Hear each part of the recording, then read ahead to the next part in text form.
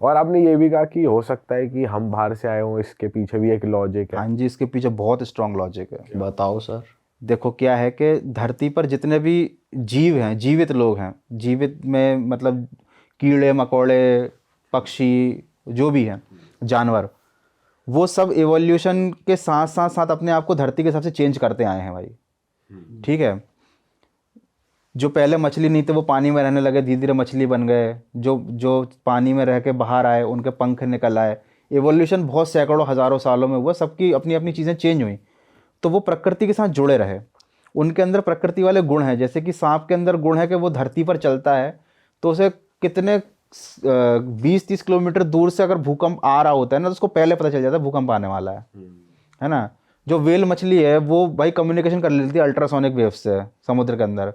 पक्षी होते हैं वो बिना किसी फ्लाइट, बिना जीपीएस सिस्टम के, धरती से जुड़े जीपीएस से वो एक कॉन्टिनेंट से दूसरे कॉन्टिनेंट सफ़र कर जाते हैं, वो रास्ता नहीं भटकते हैं, है ना। हाँ भाई, जानवरों के कहा जाता है कि जीपीएस होता है। जीपीएस होता है उनका नेचुरल, क्योंकि हर जानवर की क्वालिटी होती है और वो प्रकृति में चेंजेस नहीं करते, प्रकृति के हिसाब से खुद को ढालते हैं, है ना भाई। जो जहाँ मिला वहाँ के हिसाब से खाना शुरू कर दिया, वैसे उनके बाल निकल आए, है ना, वैसे उनके सींग आ गए या सींग विलुप्त हो गए। लेकिन इंसानों के साथ पूरी दुनिया में ऐसा कहीं नहीं होता कि वो वहाँ के माहौल के हिसाब से विलुप्त एडजस्ट हो जाएं। पर कहा जाता है ना पहले बंदर थे, जैसे जो एवोल्यूशन उसमें दिखाया है कि वही भाई पहले वो उस पर भी बात करेंगे, वो भी मैं आपको बताऊंगा। बढ़िया मज़ेदार चीज़ है कि एप्स से, बंदर से तो नहीं, एप्स से अपन वो बने। हाँ, डार्विन्स थ्योरी के अकॉर्डिंग इंसान बने, है ना। लेकिन देखो अगर वो थ्योरी सही होती, है ना, तो हमारे अंदर कुछ तो ऐसे गुण होते जो धरती से जुड़े हुए होते। हमारे अंदर ऐसी क्या क्वालिटीज़ है, हमें हर इंसान ने हमेशा प्रकृति को अपने हिसाब से ढालने की कोशिश की है। प्रकृति के हिसाब से वो कभी नहीं ढला है कि भाई यहाँ नेचर ऐसा है, चीज़ें ऐसी, रिक्वायरमेंट ऐसी, बोले नहीं नहीं। बर्फ़ में रहने वाला जानवर बर्फ़ के साथ ढल जाता है, लेकिन इंसान वहाँ पहले घर बना लेगा, पहले आग जला लेगा, पेड़ काट देगा, सड़कें बना लेगा, जीपीएस चाहिए उसको, हर चीज़ आर्टिफिशियली बना रहा है वो, क्योंकि नेचर में हर चीज़ मौजूद है लेकिन वो उसका इस्तेमाल नहीं करता। दूसरी, ये पहला पॉइंट है कि इससे पता चलता है कि इंसान का जो एवोल्यूशन है वो धरती में बाकी जीवों के साथ नहीं हुआ है, वो बाहर कहीं से आए हैं। 2 पैरों पर चलने वाला इंसान ही है, जिसकी रीढ़ की हड्डी में हमेशा दर्द रहता है, पीठ में दर्द रहता है। क्यों रहता है? क्योंकि 2 पैरों पर चलना धरती की ग्रेविटी के हिसाब से बहुत अननेचुरल है।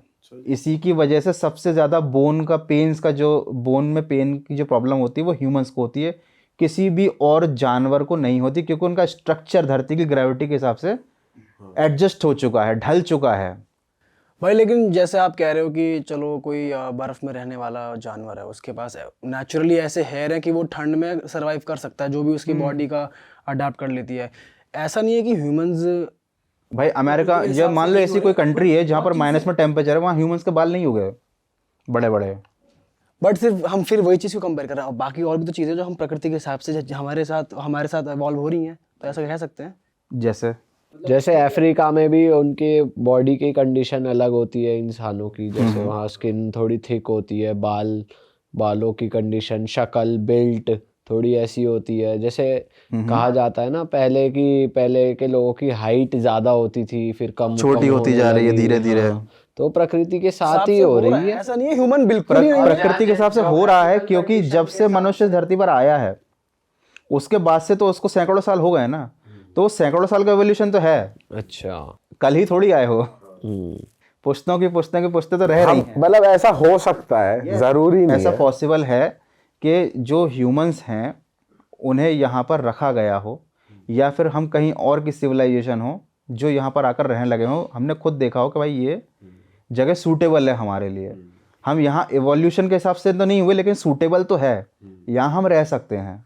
अब इतना टाइम हो गया है कि देखो, अब ऑब्वियसली धूप में रहोगे तो काले पड़ ही जाओगे, है ना। वो हमारा नेचर है, वो हमारी क्वालिटी है भाई। धूप में आप भी खड़े हो जाओ, दिल्ली में खड़े होगे तो आप भी काले ही पड़ जाओगे। ऐसा तो है नहीं कि अफ्रीका जाके ही काले पड़ोगे, हाँ बिल्कुल, है कि नहीं। हाँ। तो 2 थ्योरी हैं। पहला तो ये है कि ह्यूमंस भी एलियंस हो सकते हैं जब हम एलियंस की खोज कर रहे हैं, और दूसरा ये है अकॉर्डिंग टू डार्विन्स थ्योरी भी, ये भी बहुत ज़्यादा कंट्रोवर्सी में रही है। पहले लोग इस पर बहुत आंख मूंद कर बिलीव करते थे क्योंकि इसको पढ़ाया जाता था कि भाई एप्स से ह्यूमन बने, लेकिन अभी भी इसके बीच की जो बहुत सारी स्टेजेस हैं वो प्रूव नहीं हो पाई हैं, वो गायब ही हैं।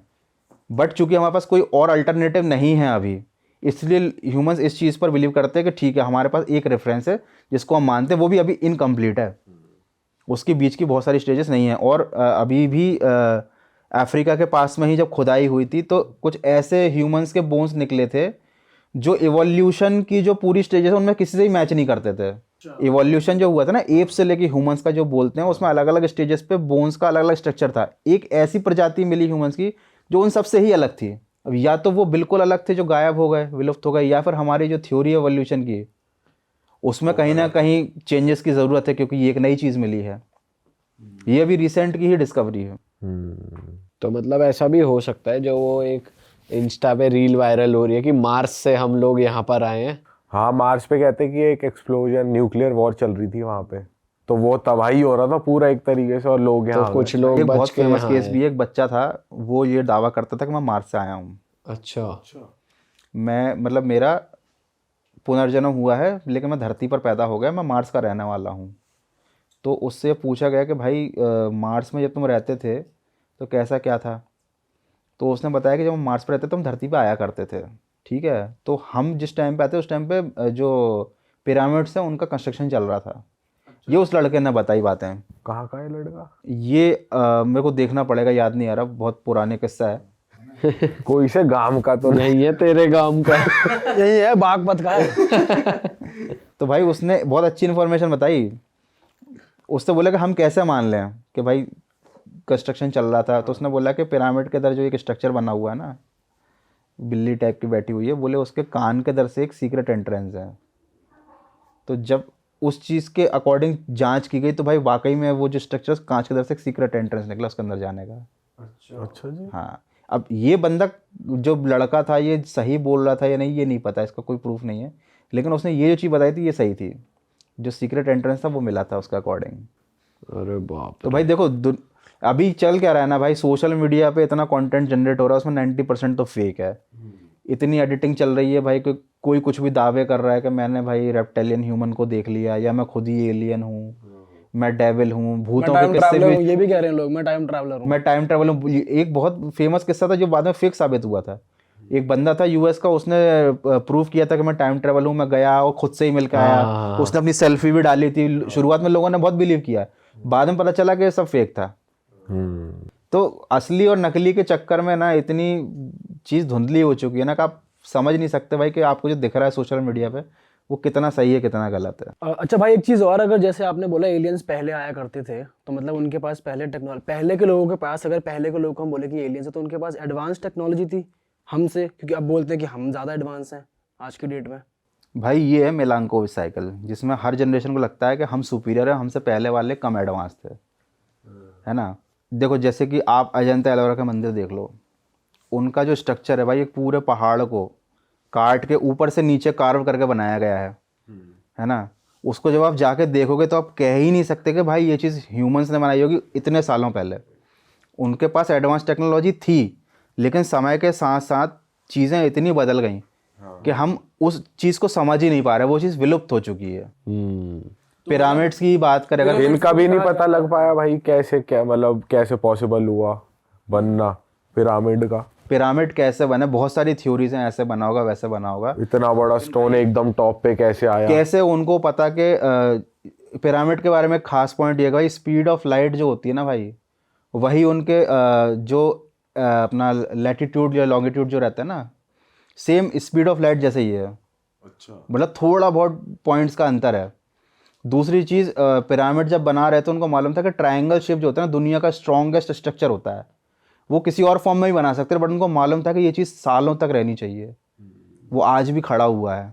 और प्लस वो कॉन्स्टेलेशन के जो स्टार्स हैं उनसे मैच होती है उसकी हाँ, ओराइन के जो तीनों, ओराइन बेल्ट के 3 जो स्टार्स हैं उनके साथ तो अलाइंड है ही वो।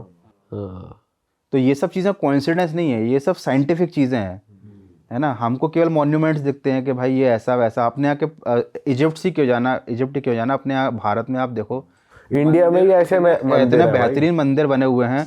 एक मंदिर ऐसा है जिसके मतलब खम्भों को जब आप देखोगे पिलर्स को, इतने स्मूथ हैं जैसे मशीन से कटिंग करके बिल्कुल स्मूथ बनाया गया हो। स्मूथ भी है भाई, और कुछ कुछ तो ऐसे पिलर है कि टिके नहीं हुए, गैप है नीचे, गैप है बीच में, हवा में हवा में है वो, है ना। एक मंदिर ऐसा है जिसके पत्थर के खम्भों पे आप टच करोगे तो 7 सुर निकलेंगे। हाँ। अंदर से वो इस तरीके से वो खोखले हैं, मूर्तियां ऐसी ऐसी हैं कि मतलब भारत के मंदिर ही आपको बता देंगे कि वो जो कंस्ट्रक्शन टेक्नोलॉजी उस टाइम की इतनी एडवांस थी। तो आप सोचो वो ऐसे तो नहीं कि हाथ में कील हथौड़ा लेकर उन लोगों ने बना दिया होगा। कील हथौड़े वाला स्ट्रक्चर है जहाँ पे अपना ईस्टर आइलैंड में, जहाँ बड़ी बड़ी खोपड़ियाँ बनी हुई हैं वो, है ना, वो चीज़ बनाई जा सकती है भाई, वो उसमें भी 4-5 पीढ़ियाँ लग जाएंगी। पर इसमें इतनी डिटेलिंग मंदिरों में हमारे ऐसी की गई है तो बिना भाई ये- मशीन का पॉसिबल ही नहीं है। इवन मैं जहाँ रहता हूँ भोपाल में, वहाँ भोजपुर का मंदिर है, ऐसा कहा जाता है कि उस मंदिर को एक रात में बनाया गया था, एक रात में। तो वो जैसी सुबह हुई तब तक कंस्ट्रक्शन पूरा नहीं हो पाया, तो वो मंदिर अधूरा ही है। लेकिन जब आप देखोगे ना बना हुआ, तो जितना बना है वो एकदम सॉलिड, एकदम शार्प, और जितना छूट गया वो आधा अधूरा। लेकिन आज तक वो ना टूटा ना उसका कुछ बिगड़ा, और वहाँ पे इतने शार्प कटे हुए पत्थर बड़े बड़े पड़े हुए हैं, जैसे कंस्ट्रक्शन साइट में होते हैं ना, इतने हज़ारों साल वहाँ पे पुराना। किनकी पूजा होती है? वहाँ पे भगवान शिव की पूजा होती है। एशिया का सबसे बड़ा शिवलिंग है वहाँ पे। अच्छा। उसकी भी एक खासियत बताता हूँ। उससे शायद 20-30 किलोमीटर दूर है भीमबेटका। भीमबेटका वो जगह है जहाँ पे अज्ञातवास के दौरान ये पांडव छुप के रहते थे। तो जब आप वहाँ जाओगे ना, तो आप पहाड़ों को देखोगे ऐसे घर टाइप का बना रखे उनने, ठीक है। तो जो उनके साथ थी कुंती, हाँ हाँ। वो वहाँ से भोजपुर आया करती थी भगवान शिव की पूजा करने पैदल। तो वो नॉर्मल हमारे साइज के नहीं थे, वो बड़े बड़े थे। उनके लिए वो बहुत कम दूरी रहती होगी, तब कुंती भी बड़ी होंगी और भीम तो और बड़े होंगे। अपन को अभी कार से आने में 1 घंटा लग जाता है। कौन सी जगह थी यार वो, कौन सी वाली? भीमबेटका, सॉरी। हमको भीमबेटका से भोजपुर जाने में 1 घंटा लग जाता है कार से। वो लोग वो रोज़ सुबह पैदल जल चढ़ाने आती थी, तो इसलिए उनका शिवलिंग भी इतना बड़ा है। मतलब अपन जैसे एक के ऊपर एक 3 खड़े हो जाएंगे ना, तब वो इतना बड़ा शिवलिंग दिखेगा आपको। उसमें वो जल चढ़ाती थी, तो सोचो वो खुद कितनी बड़ी होंगी। भाई उस टेक्नोलॉजी तो भाई उस टाइम पे भी बढ़िया ही थी कि भाई। हाँ, आप वो शिवलिंग आप देखोगे ना, वो इतना बड़ा, इतना शार्प, सॉलिड एक स्टोन का बना हुआ है, और वो इतना चिकना है कि आप उसको कार्विंग करके बना ही नहीं सकते। वो अलग ही दिखता है कि वो एडवांस टेक्नोलॉजी थी। उस टाइम का ज्ञान भी उच्च स्तर का था, टेक्नोलॉजी उच्च स्तर की थी, जो समय के साथ साथ साथ साथ विकृत होती गई या भुला दी गई एक तरीके से, है ना। और भाई विमान भी, उड़ने वाले जो विमान है वो भी बहुत शास्त्र ज्यादा भाई। थे पहले भाई, हमारे शास्त्रों में भी मेंशन्ड है हाँ कैसे। जी, बहुत अच्छी चीज़ याद दिलाई आपने। अपना विमान शास्त्र है, हर चीज़ का शास्त्र है। दवाइयों के लिए आयुर्वेद है, वैसे विमान बनाने के लिए विमान टेक्नोलॉजी, एरोनॉटिक्स के लिए विमान शास्त्र है। उसमें 48 से ज़्यादा प्रकार के विमान बताए गए हैं, जो कि मतलब पेट्रोल या डीजल से नहीं, मरकरी का या पारे का इस्तेमाल करके चलते हैं, जो एंटी ग्रेविटी टेक्नोलॉजी को यूज़ करते हैं। अच्छा। और उनका स्ट्रक्चर वैसा ही है जैसा आजकल अपन यूएफओ बनाते हैं, गोल वाला स्ट्रक्चर। तो भाई ये सब और चीज़ें। ये कितना पुराना है, ये कितने पुराना? विमान शास्त्र यार कम से कम नहीं तो 1200-1300 साल तो पुराना हो गई। शास्त्र देखो, सबसे पहले जो आए थे वो आए थे वेद, फिर पुराण, फिर उसका शास्त्र।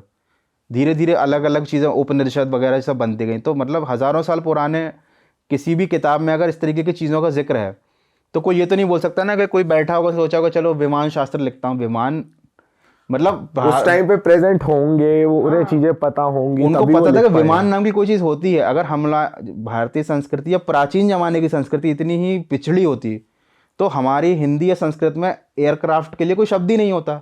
बट था विमान, तो क्यों था? क्योंकि उस टाइम वो चीज़ अवेलेबल थी। और उस टाइम कहीं ना कहीं ऐसा माना जाता है कि भाई उस टाइम अलग प्लेनेट से आने वाले या एडवांस टेक्नोलॉजी वाली कोई सिविलाइजेशन थी जो ह्यूमंस के साथ कांटेक्ट में रही थी, जिसकी वजह से ये चीज़ें पॉसिबल जिसकी वजह से चीज़ें पॉसिबल हुई। ये तो भाई कह सकते हैं कि ऐसा कुछ था।